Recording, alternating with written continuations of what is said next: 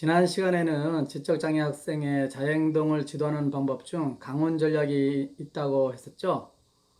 오늘은 그 연장선에서 조금 더 이야기하려고 합니다. 지적장애 아이들이 자행동을 할 때는 일관성 있게 때론 강하게 야단을 치는 게 중요합니다. 그런데 아이의 자행동에 대해 만일 부모님이나 선생님들이 혹 당황해하거나 일관적이지 못하면 도리어 아이는 심한 자행동으로 자신의 욕구를 더 강력하게 어필하게 만들어줄 뿐입니다. 그래서 장애 자녀가 자행동을 할 땐 말로라도 일관되게 야단을 치는 게 중요합니다. 제 경험으로는 충분한 내포를 맺고 있는 상태에서는 야단도 잘 통한다고 봅니다. 지난번 소개했던 중1짜리 1세 수준의 지적 장애 아동이 그랬습니다. 자행동을 할 때 제가 야단을 치면 그 아동은 마치 잘못을 깨달은 것처럼 미안한 표정을 지을 정도였으니까요.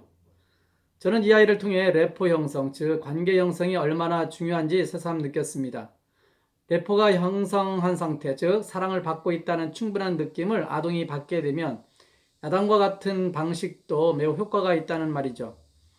요즘은 장애 아동들에게 조금만 스킨십을 해도 성추행이다 뭐다 하면서 하지 못하게 하는데 정신연령이 어린 지적장애 아동의 경우는 특히 중증일수록 스킨십이 정말 필요하다고 봅니다. 어느 책에선가 아이들의 사랑의 언어 중에는 칭찬, 선물과 더불어 스킨십이 있더군요. 저도 이 스킨십과 야단을 병행하여 자해행동이 심한 아동을 매우 효과적으로 지도할 수 있었습니다. 경험적으로 볼 때 스킨십과 야단의 비율은 9대1 내지 8대2 정도가 적절한 것 같습니다. 물론 야단을 칠 때에는 매우 주의해야 할 점이 있는데요. 그것은 감정적으로 아이를 야단쳐서는 안 된다는 겁니다. 이는 장애 아동이나 일반 아동의 경우 모두 동일하죠. 부모님들이나 선생님들이 아이들에게 야단을 쳐도 왜 아이들의 잘못된 행동이 바뀌지 않는 이유는 뭘까요? 그것은 야단을 치는 당사자가 되게 감정적이기 때문입니다. 감정적으로 화를 내는 것은 아이들에게 잘못을 인정하기보다는 기분을 상하게 하여 더욱 반항적이 되게 할 뿐 아무런 도움이 되지 않습니다. 또한 이것은 야단을 치는 본인에게도 마음을 상하게 합니다.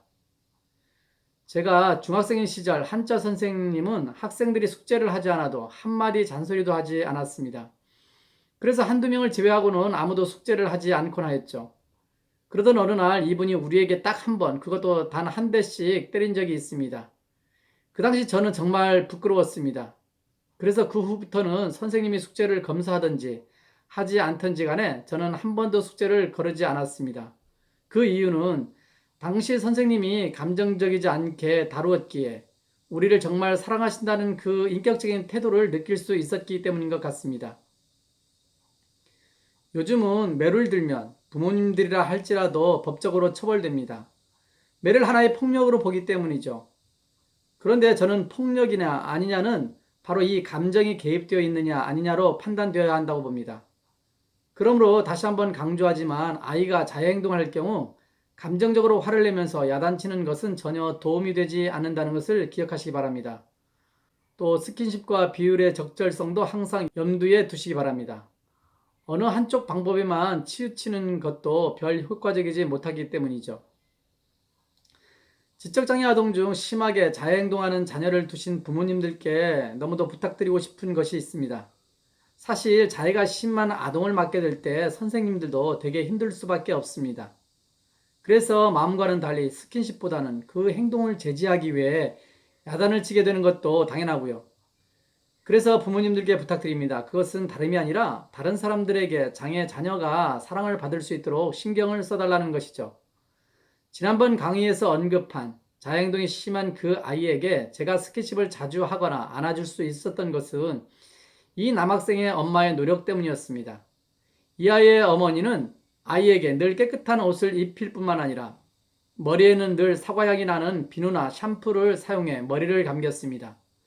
그래서 이 아이에게 나는 그 향기 때문에라도 한 번 더 안아주게 되더군요. 그러니까 이 강의를 들으시는 부모님들께 간곡히 부탁드립니다. 자해가 심할수록 중증일수록 아이의 외모를 더 신경 써주시고 좋은 향기가 나도록 해주시기 바랍니다. 그러면 아이는 분명 주변에서 한 번이라도 관심을 더 받게 됩니다. 그리고 이것은 아이에게 긍정적인 영향을 미치게 되고 아이의 사소한 욕구들은 그냥 채워집니다. 아이들은 사랑을 먹고 자란다고 하는데요. 가끔씩 고아로 자라며 시설에 있는 아이들 중 아무리 음식을 먹어도 비쩍 마른 아이들이 있습니다.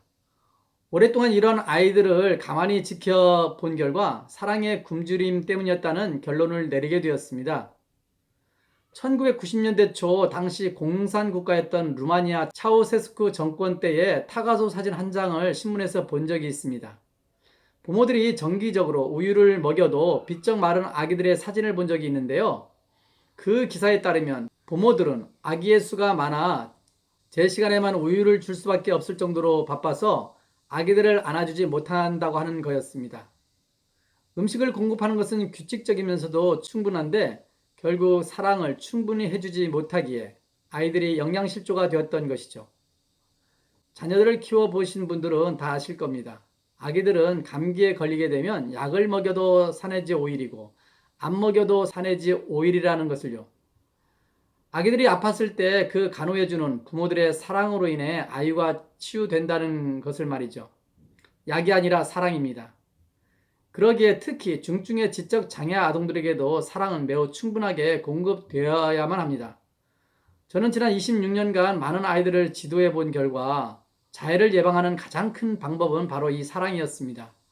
따라서 다른 사람들에게 사랑을 받을 수 있도록 하는 한편 본인들의 경우도 아이가 자해 행동을 할 때에는 감정적이지 않는 상태에 적절한 야단도 때론 필요하다는 것을 기억하시기 바랍니다.